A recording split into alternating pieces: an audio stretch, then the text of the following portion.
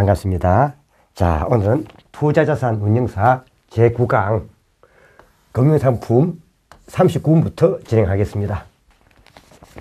자, 제일 먼저 보면 그 39분에 예금자 보호제도 나왔습니다. 예금자 보호제도. 여기 우리가 39번 내용이 되겠는데요. 그럼 뒤에 보면 해설 나와 있죠. 이 부보금융기관이 있습니다. 부보금융기관을 보통 같은 말로 이것을 우리가 보통 흔히 쓸 때는 그 보면 그 예금 보험 가입 금융기관입니다. 예금 보험 가입 대상 금융기관을 말해요. 이 부보금융기관, 즉 예금 보험에 가입해야 될 금융기관은 총 지금 5곳으로 정해 있습니다. 5군데, 5사로 정해 있는데, 이거는 금융기관은 군대 금융기관 별이 은행, 그 다음 정권회사, 그 다음 보험사, 그 다음 종금사, 상호저축은행도 들어갑니다. 여기에는 대신 자, 우리 앞에 보면은 신용협동기구 있죠.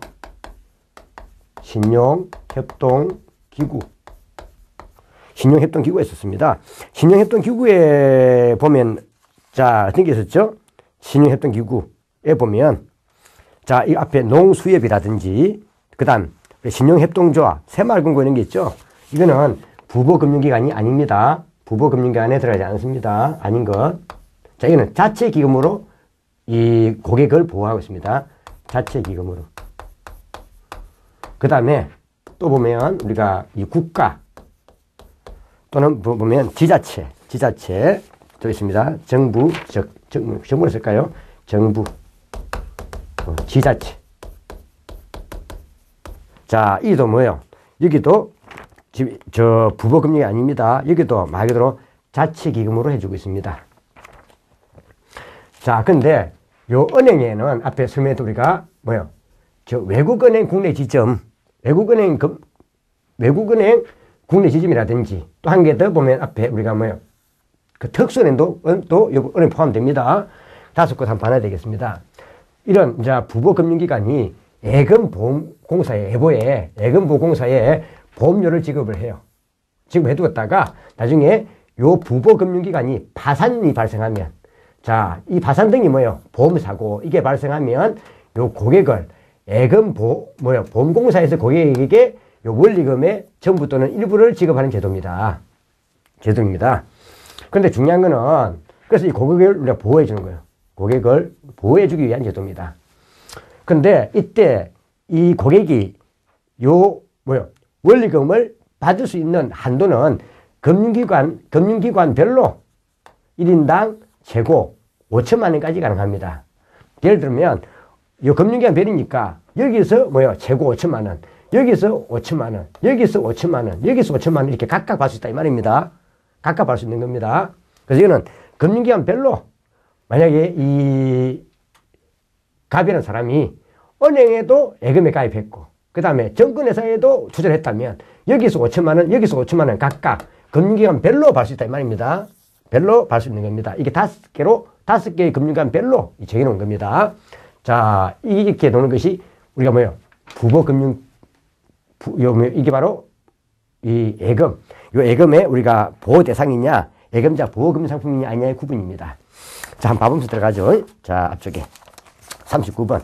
예금자 보호제도에 관한 설명으로 옳지 않은 것은 예금 보험 가입 금융기관이 이게 앞에 설명했던 부보금융기관이 파산할 경우 예금자를 보호해주는 제도이다. 이 말이죠. 이거는 다 해주는 것이 아니라 부보금융기관에 대해서만 예금보험공사가 여기가 우리가 보험사고가 발생하면 여기에 대한 고객을 보호해주는 겁니다. 자, 다음 신용협동기구, 그 다음 정부, 지자체는 부보금융기관이 아닙니다. 이는 아니랬죠. 여기는 보통 부보금융기관은 아니지만은 사고가 발생하면 자체기금으로 고객을 보호해주고 있습니다. 자, 개인별 1인당 원금과 소정이자를 포함하여 최고 5천만 원.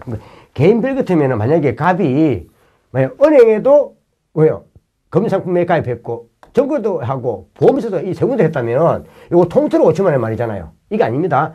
여기서도 5천만 원 가능하고 여기도 5천만 원 가능하고 각각 금융기관 별입니다. 그래서 이거는 개인별 아니에요. 뭐 개인별 또 뭐 지점별 이런 거 다 틀립니다. 금융기관 별이라는 거 이거 체크해 두셔야 됩니다. 금융기관 별 이게 시험 잘 나오는 겁니다. 금융기관 별로 한다. 그 답은 사망이 되겠네요. 자, 상호저축은행. 그 다음, 자, 상호저축은행은 그대로 부보금융기관 안에 5개 사이 포함되죠. 그 다음, 자, 외국은행 국내지점. 외국은행 국내지점은 은행에 포함되잖아요. 은행에 들어가는 거죠. 그 다음, 농협중앙회는 뭐야? 농협중앙회, 농협중앙회, 그 다음, 우리가 수협중앙회는 어디 들어가는 거죠? 이거는 특수은행이잖아요. 그러니까 은행에 포함됩니다. 자, 부부금융은행에 속한다. 은행에 포함되는 거죠. 그 다음에, 자, 그 답은 사망이 되겠네요. 자, 한번 봐주시고. 그래서 뒤에 우리가 39페이지, 39번 해설에 나와 있는 그 내용을 제가 여기서 좀 중요한 것만 정리해 둔 겁니다. 요거 위주는 꼭 봐주셔야 됩니다. 다음, 나머지, 자, 읽어보면 되시겠죠. 자, 예금, 보험가입, 금융기관이 아닌 것. 그러니까 여기에 포함되지 않는 것, 이 말이네요. 자, 농협 단위, 농협협동 단위조합은 어디 들어갑니까? 농협협동 단위조합은 어디 들어가요? 이거는 말 그대로 이거는 신용협동기구잖아요. 신용협동기구는 어디에 포함되지 않는다? 이거는 부보금융기관에 포함되지 않습니다. 이는 자체기금으로 고객을 보여주고 있습니다. 근데 이것이 아니라 앞에 봤지만 농수협중앙회, 농수협중앙회는 특수은행이니까 은행에 포함됩니다. 그러면 부보금융기관에 들어갑니다. 단위조합인가? 농수협 단위조합인가? 농수협 중앙회가 봐야 됩니다. 중앙회는 특수은행으로 부보금융에 포함되지만 단위조합은 아니라는 것, 신용협동기구는 아니라는 것 봐줘야 됩니다. 자, 그래서 1항은 신용협동기구이기 때문에 부보금융계 아니다. 상호저축은행은 그대로 들어가죠. 포함됩니다. 그 다음 국내은행, 외국은행, 국내지점은 은행에 포함되기 때문에 포함되는 거고, 자, 투자중개업자, 투자중개업자나 투자매매업자, 이거는 정권회사에 포함됩니다. 그 때문에 들어갑니다. 자, 답은 1번이 되겠고, 예금자 보호대상인 금융상품 나왔습니다. 자, 이때 예금자 보호가 되는 금융상품이 있고, 예금자 보호가 되지 않는 금융상품이 있어요.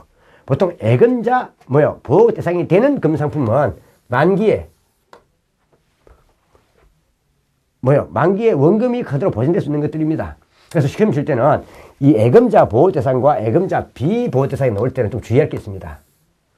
자, 뒤에 예금자 보호대상이 되는 금융상품은 무슨 예금, 정기예금 이런 게 있잖아요. 그 다음에 적금, 부금자 들어가는 이거는 예금자 보호대상이 맞습니다. 그 다음에 표지음자가 들어가는 이것도 예금자 보호대상이 맞습니다. 이건 좀 봐도 됩니다. 무슨 예금, 적금, 부금, 표지음은 다 예금자 보호대상이 된다.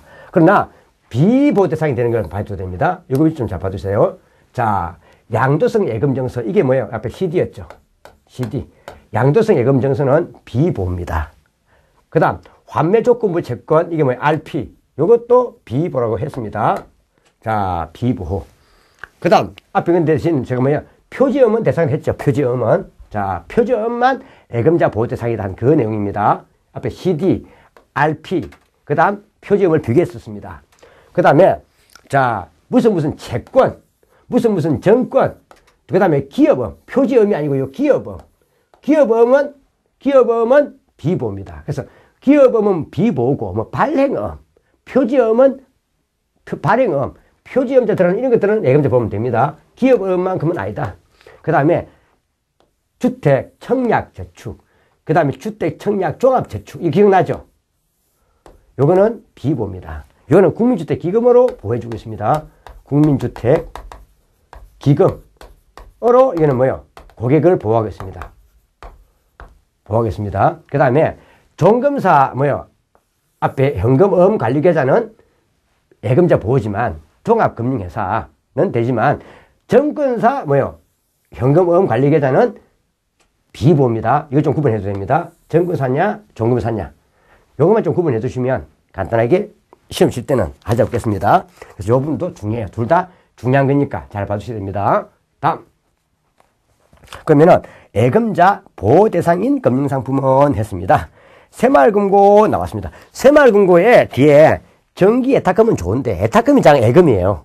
예금 성격이에요. 좋은데, 앞에 얘기했지만 새마을금고 자체가 뭐다? 새마을금고 자체가 어딘다? 신용협동기구잖아요. 그래서 새마을금고 자체가 부보금융이 아니기 때문에 이 자체는 새마을금고 자체에 들어가는 것은 뭐다? 예금자 보호 대상이 아닙니다. 자, 틀렸고 정부도 뭐랬습니까? 정부도 자체기금합니다. 정부도 부보금융이 아닙니다. 그래서 부보금융기관으로서 예금보험공사에 보험료를 지급한 뭐요? 5개 사회 상품에 대해서만 보호가 되는 거지.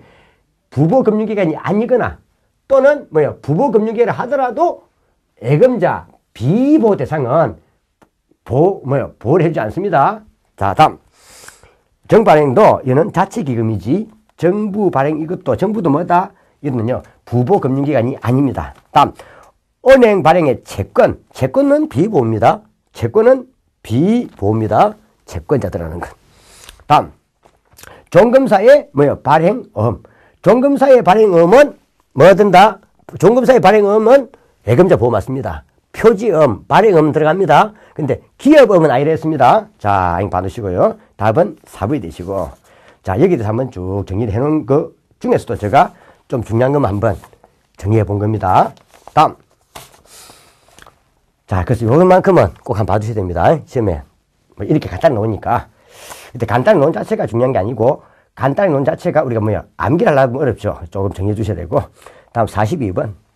자, 갑은 자산을 다음과 같이 운영하고 있다. 만약에 금융기관이 파산할 경우, 갑이 예금보험공사로부터 보호받을 수 있는 재고를 받는다면 얼마인가 이 말입니다. 자, 우리 은행의 CD가 뭐야? 양도성 예금증서죠. 그래서 우리 은행은 은행에 들어가기 때문에 부보금융계는 맞습니다. 그런데 여기 나와 있는 양도성 예금증서는 보호 대상의 금융상품이 아닙니다. 그래서 이건 안 됩니다. 자, 다음. 신한은행 가입. 그래서 신한은행 가입은 은행 부보금융계가 맞습니다. 신한은행은. 근데 주택청약 저축이죠. 주택청약 저축은 안 됩니다. 요거는 뭐예요? 이 두 개는 국민주택기금으로 별도로 보호해주고 있어요. 별도로 보호해주기 때문에 또다시 예금보험공사에 또 뭐예요? 보험료 내가면서 이걸 할 필요가 없다는 거죠. 자, 그래서 또 아닙니다. 다음. 자, 종금사입니다. 종금사. 종합금융회사. 종합금융사의 뭐예요? 현금음 관리계좌는 뭐다? 왜 들어간다? 종금사도 부보금융계에 맞고. 부보금융 맞죠?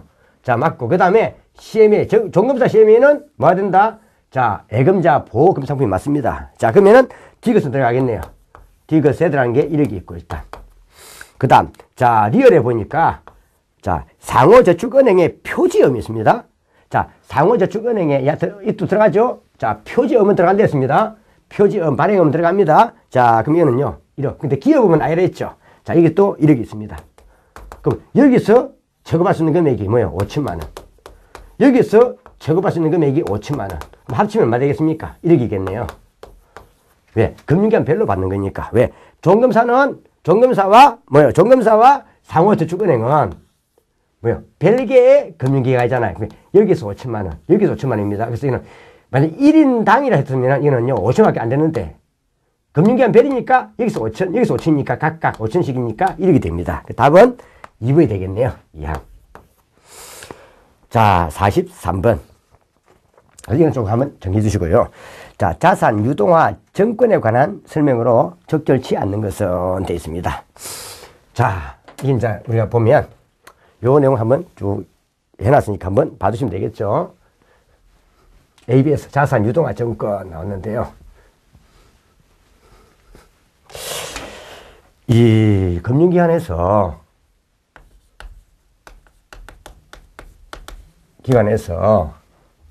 받을 뭐예요? 자, 금융계산서 채권이 등이 있습니다. 받을 수는 걸리겠습니다. 뭐 매출 채권이든, 뭐 할부 뭐 채권이든, 뭐 자동차 뭐 매출 채권이든 많잖아요. 있습니다. 여기서 채권 등에서 뭐가 들어오겠습니까? 채권 등에서 나중에 뒤가면 원금과 이자가 들어올 겁니다. 원가 이자 들어올 겁니다. 이 원가 이자 들어온 요거 원가 이자 들어온 요 자체를 갖다 뭐예요? 이 채권 자체를 이걸 기초자산을 해가지고 해서 이걸 묶어요. 이걸 묶어 만듭니다. 묶어서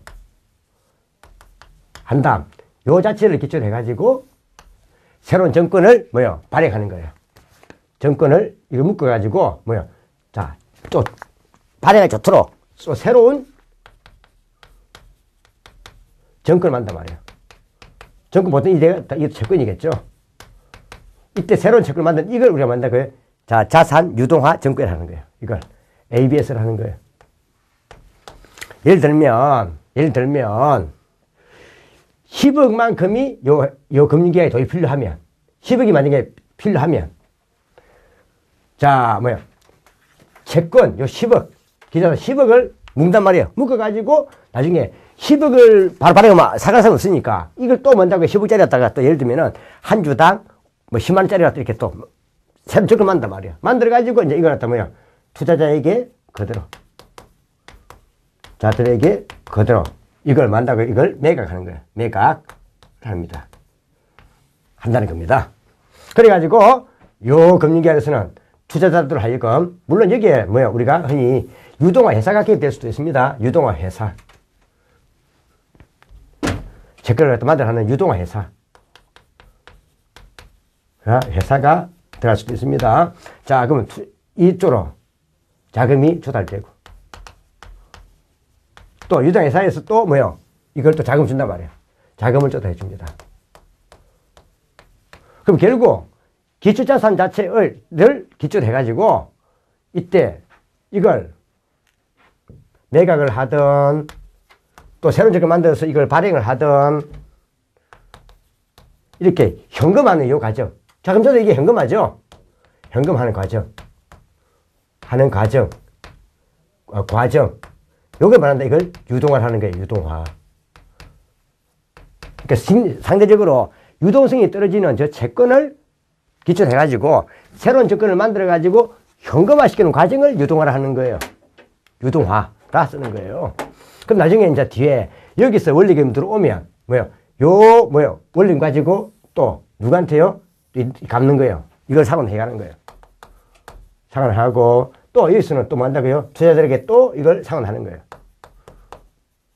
상환하는 거예요. 그럼 만약에 여기에서 들어올 이자 수입이 만약에 예를 들어서 뭐 한 7%쯤 되는 것 같으면은 나중에 요 ABS를 발행한 유동화회사는 자기도 뭐 한다고요? 이걸 그대로 받단 말이에요. 한 6. 예를 들어서 한 8% 받단 말이에요. 왜? 2%는 수수료 떼주고 여기다가 0.2%는 수수료 주고 그대로 받단 말이에요. 그러면 또 투자자들에게 또 뭐 한다고요? ABS를 산 투자자들에게 이게 또 자기도 또 이자를 또 원리금 갚아야 되죠. 원리금을 갚아요. 상환해요. 그럼 이때 이자는 얼마, 원금이 나놓고 이것도 얼마인데요? 한 5.5%쯤 갚는 거예요. 그래야 뭐 되겠습니까? 요 유동회사도 얼마 정도요? 마진이 남죠. 그죠? 이리 돌아가는 구조가 바로 뭐다? 유동합니다. 그래서 이는 금융기관이 직접 이걸 ABS를 만들어 발행할 수도 있고 유동회사 통해서 발행할 수도 있는 겁니다. 자, 이 말이에요. 자, 그럼 한번 봐봅시다. 이런 과정인데 이때 금융기관하고 채무자하고 바로 이렇게 연결되는 시장을 우리가 1차 저당시장이라 하고 이때 금융기관에서 유동화회사를 통하든 유동화회사가 ABS 만들어 발행하든 이때 현금화되는 요 과정 여기 이루어지는 시장을 오늘 2차 저당시장이라고 불러요. 그 2차 채권의 유동화는 뭐다? 2차 저당시장이 이루어진다 이 말이에요. 자, 이 말입니다. 자, 43번. 자, 자산 유동화 정권에 관한 설명으로 적혀지지 않는 것은 ABS는 자산 보유자의 신용도가 아니고 뭘 기초한다고요? 기초자산 자체. 기초 자체나 기초에서 발생하는 요 수익, 요걸 담보를 하는 겁니다. 이걸 기초해서 발행되는 정권입니다. 요걸 기초로 하는 거지, 금융기관이 신용성 아닙니다. 요 범위 안에서 이루어진다, 이 말입니다. 자, 그래서 답은 자산은 보유자가 아니라 기초자산 자체 또는 기초자산의 요 수익, 요걸 기초로 해가지고 발행되는 정권입니다. 여기서 받으면 죽게 이겁니다. 자, 됐고요. 1번이 틀렸죠.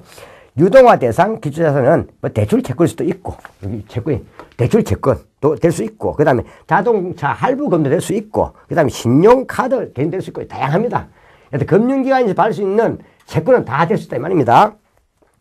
자, 내부 신용 보강 방법에는 후순위 채권의 발행, 그 다음에 이게만 예를 들어서 지금 현재 10억 같으면은 여기서 발행한 것은 한 9억을 하는 거죠. 9억. 그래도 1억이 남잖아요. 이게 초과 스프레드라는 겁니다. 그 다음에 준비금 적립 등도 있다. 그 다음 금융기관은 자산 유동을 통해 유동성을 제고하고 상대적으로 낮은 자본 비용으로 자금을 조달할 수 있다는 장점이 있다. 봐보세요. 만약에 요 금융기관에서 자기가 또 다른 쪽에서 자금을 조달한다면 한 얼마 정도요? 예를 들어서 이자를 갖다가 한 8% 줘야 돼요. 8% 줘야 돼요. 그런데 1위 통해 조달하니까 자기는요, 68% 끝나잖아요. 끝나죠? 그래서 좀 더 어떻게 할 수 있다고요? 싸게 조달할 수 있다. 이 뜻입니다. 자, 다음. 그럼 43번은 일단 1번이 적혀지지 않고, 이제 참고로 보세요. 다음, 44번. 다음 보기에 해당하는 유동화 증권은 해놨습니다. 대체로 신용도가 낮은 회사채나 또는 금융기관의 대출채권을 모아가지고, 자, 해당 자산의 현금 흐름에 근거하여 발행하는 유동화 증권입니다. 쭉 나왔는데, 이게 바로 뭐예요? 보니까는, 자, 신용도가 낮은 회사채나 또는 금융기관의 대출 채권이니까 이게 다 뭐예요? 부채죠. 그래서 이는 부채담보부 연계증권이라는 겁니다. 참고로 주택을 기초로 하면 이건 뭐예요? 주택저당채권이라는 거고, 주택저당증권이라는 거고, 이는 그냥 뭐예요? 부채니까 부채담보부 연계증권을 한다. 개념만 받으시고. 다음 45번. 다음 중 주택저당증권, 모기지, 백기도 세컨드 해가지고 주택저당증권에 관한 설명을 옳지 않은 것은 자금 수요자의 조기 상환이 발생하면 정권 투자자의 수익이 변동될 수도 있다. 이게 이 말이 뭐예요? 자, 지금 현재 요 채무자가 금융기관에 원금을 만기 전에 갚아버려요. 만기 전에 갚아버리면은 요 금융기관은 이 돈을 그대로 넘겨준단 말이에요. 넘겨주면은 요 유도회사는 또다시 뭡니까? 갚아버리겠죠. 조기상이 이루어지겠죠. 그럼 투자자들은 요 차후의 수입이 없어지는 겁니다. 자, 이 말이고요. 자, 주택저당 대출의 만기와 동일한 만기를 갖는 주택저당 증권을 만들 수 있다. 보통 예를 들어서 요 채권, 주택저당 채권 자체가 만약에 만기가 만약에 이게 10년짜리 같으면은 요거는 보통 이거 짧게 매겨요. 보통 예를 들면은 한 5년짜리 매요. 5년짜리 갖다가 발행한단 말이에요. 만기를 갖는 증권을 만든단 말이에요. 뭘 고려해가지고요? 조기 상환을 고려해가지고. 그래서 주택저당 대출의 만기와 동일한 것이 아니라 보통 일반적으로 주택저당 대출의 만기보다 짧은 만기를 갖는 주택저당 증권을 발행하는 거예요. 짧은. 자, 그래서 이는 통사적으로 뭔다고요? 짧은 만기를 갖는 입니다. 요거보다는 짧은 걸 만듭니다. 짧은 걸로 만듭니다. 자, 짧은 만기를 갖는 나가 됩니다. 자, 틀렸고. 자, 그래서 2번이 틀렸고. 별도의 신용 보강을 통해 회사채보다 높은, 신용 등급의 채권을 발행할 수도 있고, 채권의 상환 과정에서 자산 관리, 수수료 등 각종 수수료가 발생할 수도 있고, 밑에 한번 해왔으니까 한번 봐놓으시고. 다음 45번, 46번. 다음 보기에 해당하는 유동화 증권 나왔습니다. 혹시 그냥 시험 칠 때요, 이걸 우리가 발행을 할 때, 예를 들어 이제 이게 우리가 ABS 유행 같으면 발행할 때 대부분이 만기가 한 개를 갖는 구조예요. 그러니까 하나의 정권에 대해서, 즉 ABS나 MBS에 대해서 보통 만기가 보통 하나를 가져요. 만기 구조가 하나입니다. 만기 구조가 하나를 가집니다. 구조가 하나입니다. 여기 들어갈 수 있는 게 예를 들면 우리가 MBB 같은 거, 주택저당 채권, 담보부 채권 같은 이런 것들, 또는 저희 가면은 우리가 흔히 말하는 MP, TB라든지 그 다음, 뭐요? 우리가 또, 뭐 앞에 저 스매했던 어떤 거요? 앞에 우리 요 CDO 같은 이런 거 있잖아. CMO, CDO 이런 것들. 이런 겁니다. 그런데 등등은 다 만기 한계 구조입니다. 그런데 이거 말고 만기 구조가 뭐요? 다양하면서 한기 채권 속에 만기 구조가 다양하단 말이에요. 다양하고 이자율도 달라요. 이자율도 다른 구조 만듭니다. 예를 들어 우리나라 같은 경우에 보통 주택 저당 채권에 이게 뭔가 하면 CMO입니다. CMO. 다계층 저당 채권이라는 거예요. 다계층 채권입니다. 그래서 이거는 혹 시험에 만기 구조가 다양하고 이자율이 상이한 구조 놈이기는 뭐다? 다계층. 여러 계층이란 말입니다. 시험으로 찍으면 되겠습니다. 그래서 혹 시험에 뭐 만기 구조가를 다양하게 하면서 뭐 만기를가 뭐 1년짜리 뭐 2년짜리 구조 다양하게 하면서 한 개 채권 안에 만기 구조 다른 걸 갖고 있다 이 말이에요. 놈이 이거는 뭐다? CMO다 보면 돼요. CMO. 답은 자 다계층 저당 채권. 이거는 CMO에 관계된 내용입니다. 그래서 우리나라 주공에서 우리나라 그 보통 우리 이 주공 주택 금융공사 공사에서 자, 뭘 위해서요? 우리가 앞에 저 보금자리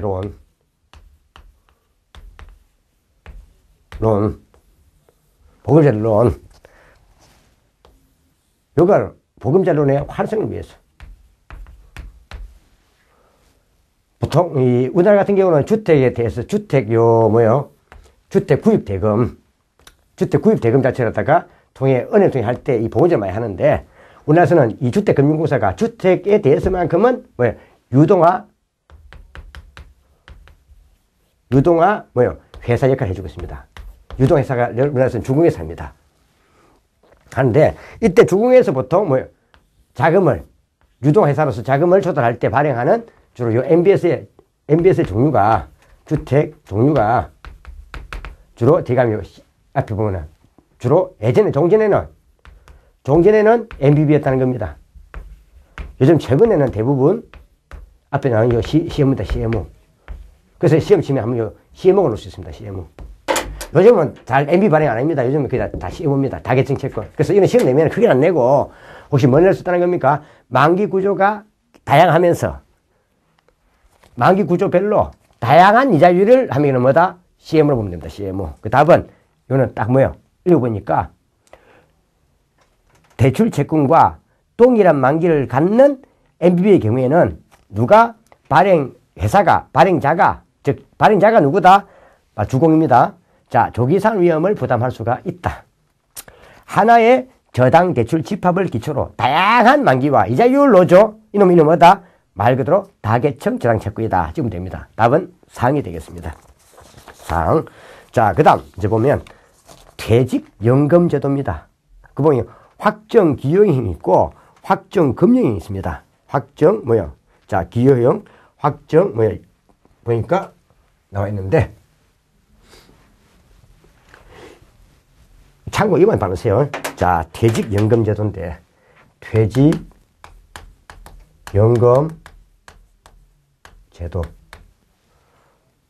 유행인데, 확정 급여형. 급여형이고, 한 개는 확정 기여형이고. 이때 제일 중요한 것은, 자, 누가 운용 지시 주체냐, 이 말입니다. 운용 지시 주체냐. 이 말입니다. 자, 그래서 이건데, 운용회사에 우리가 운영을 하는데, 투자 운용회사들이 하는데, 운용 지시하는 주체가 확정금융은 이거는요, 기업이 됩니다. 기업. 따라서 이거는 기업이 합니다. 즉, 사용자가 된다, 이 말입니다. 즉, 기업이 합니다. 근데 기여형 이거는 누가 한다고요? 근로자가 합니다. 근로자가 합니다. 그 다음에, 자, 그래서 나중에 이걸 운영 지시를 해가지고, 어디 지시한다고 이걸요? 금리, 나 있잖아, 금리요. 요걸, 자, 투자, 운용사에게 이걸 지시를 해갖고 이걸 돈 돌린단 말이에요. 돈 돌립니다. 해석해가지고 여기서 발생한 이제 손익을 투자 운용사를 통해 들어온 손익 있죠? 이 손익은 그대로 누게 된다고요? 이거는요, 기업에 기속이 됩니다. 즉, 사용자에게 됩니다. 기업에 기속이 됩니다. 근데 이거는 누가 된다고 손익은? 이건 노동자에게 기속이 됩니다. 즉, 근로자에게 기속이 됩니다. 기속이 됩니다. 자, 근데 나중에 연금 수급 조건이 나왔습니다. 연금 수급 조건이 나왔는데, 연금 수급 조건은 둘 다 같습니다. 자, 이는 뭐가 되겠습니까? 자, 얘는요, 일단, 연금은 55세. 55세, 이미 연금 탈 수 있는 건 55세 이상이 되고, 그 다음에 10년 이상 가입해야 됩니다. 이상 가입을 해야 됩니다. 그 다음 밑에 보면은, 이는 근로자가 자기가 지시를 하면서 자기에게 요 손익을 기소시키겠다는 겁니다. 이런 경우는 기업에 좀 하기 어렵다는 거죠. 기업 하기 어렵다는 자체는 말한다기에는 조금 기업 자체가 상당히 어떤 건요, 좀 위험한 회사. 그러니까 연봉제를 채택하는 회사라든지, 그 다음에 재무 위험이 높은 사업자. 재불. 아주 위험이 높은 이런 기업에 보통 근로자 자신이 이걸 운영해 간다는 거죠. 자, 이런 기업에 쓰이는 것이 주로 확정 기여행위입니다. 근데 보통 이 회사가 안정적이라면 뭐가 됩니까? 확정 금융행위 괜찮겠죠? 자, 다음. 자, 한번 읽어볼게요. 47번. 요정도 많았어요. 간단하게. 지금 현재 이것은 앞에 자주 넣는 건 아니기 때문에 제가 간단하게 언급해 나가는 겁니다. 자, 퇴직연금제도 유행 중 확정 기여행위에 관한 설명으로 틀린 것은 퇴직적립금을 기업이 운용하지만 운용손익이 근로자에게 기소된다. 이거는 바로 운용 지시 주체에게 바로 손익이 기소되는 겁니다. 그래서 앞에 설명했던 확정, 금지행위는 사용자가 운영 지시를 하면서 바로 기업이 운영 지시를 하면서 기업의 손익이 기소되는 거고, 확정 기여행위는 근로자가 운영 지시를 하면서 근로자에게 손익이 기소되는 거예요. 그 답은 1번이 틀렸죠. 자, 그래서 이는 확정 기여행위이기 때문에 누구요? 기업이 하는 것이 아니라 근로자가 운용 주체고, 운용 손익은 근로자에게 기소됩니다. 그 다음에 사용자 부담금은 운용 결과에 따라 변동하지 않고 확정되어 있습니다. 자, 이 말이고요. 그 다음, 연금 수급 요건은 앞에 2항에 사용자 부담금, 사용자가 누굽니까? 회사입니다, 회사. 기업을 한다, 기업. 기업이 부담하는 것은 운영 결과에 따라 변동치 않고 탁탁 월급 탁탁 이어주는 거니까 확정되어 있는 겁니다. 다음. 자, 연금 수급 요건은, 연금 받을 수 있는 요건은 55세 이상이 돼야 되고, 가입기간은 10년 이상 돼야 됩니다. 자, 이거는 연봉제 채택 사업장이나 연불 위험이 높은 사업자에게 적합하다. 이 말입니다. 자, 그래서 지금 우리가 이 금융상품편을 여기까지 한 겁니다. 이 금융상품편은 시험에 많이 나오기 때문에 좀 잘 정리해 주셔야 됩니다. 잘 정리해 주셔야 됩니다. 그래서 좀 상당히 좀 했는데, 사실 좀 이 금융상품편 자체가 시험에 낼 것도 많고, 할 것도 많고, 이거 혼돈될 것도 많아요. 그래서 이런 부분들은 좀 정리해 주시면 되겠습니다.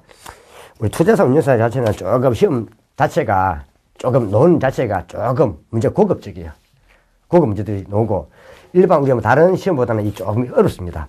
다른 상보다. 그래서 좀 이런 할 것도 많고, 상당히 좀 폭넓게 다루고 있는 것이 이 투자자산 운용사다 보면 됩니다. 자, 좀 이제 우리가 여기까지 했고요. 좀 쉬었다가 다시 이제 10강을 진행하도록 하겠습니다. 자, 수고했습니다.